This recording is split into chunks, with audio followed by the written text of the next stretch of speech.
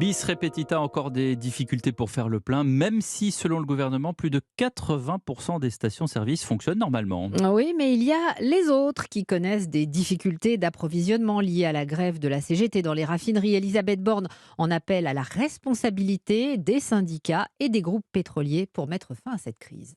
Pour rassurer les Français, il n'y a pas de raison de se précipiter dans une station-service et on fait le maximum pour réorganiser les circuits logistiques. Et puis j'appelle vraiment à la responsabilité des directions et les représentants des salariés de ces entreprises pour que ces négociations salariales, puisque c'est de ça dont il s'agit, aboutissent et ne pénalisent pas les Français.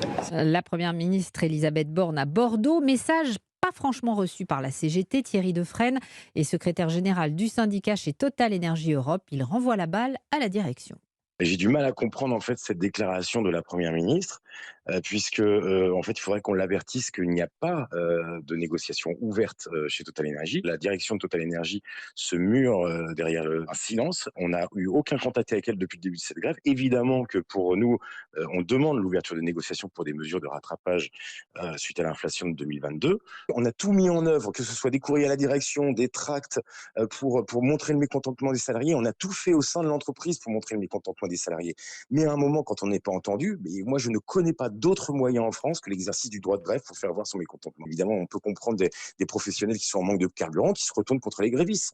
À eux, on leur répond non, la responsabilité, elle est bien du côté de Total Énergie qui, depuis 4 mois, fait la sourde oreille aux demandes légitimes des salariés. Le représentant CGT de Total Énergie, joint par Guillaume Dominguez, le syndicat réclame 10% d'augmentation sur 2022, 7% pour l'inflation et 3% pour le partage de la richesse. Alors que fait le gouvernement pour tenter d'améliorer la situation de tous ceux qui ont besoin de remplir le réservoir? Eh bien, plusieurs mesures sont prises, notamment la mobilisation des stocks stratégiques pour alimenter les stations. Les précisions d'Agnès Pannier-Runacher, la ministre de la Transition écologique, s'exprimait depuis Arras dans le Pas-de-Calais. Nous avons libéré des stocks stratégiques pour soulager les stations-service qui n'étaient pas livrées normalement depuis les dépôts. Nous avons également pris des arrêtés pour faciliter ce week-end le transport par poids lourd et j'invite les transporteurs à se saisir de ces mesures de souplesse pour pouvoir nous aider à faciliter l'acheminement du carburant vers les stations-service qui en ont besoin.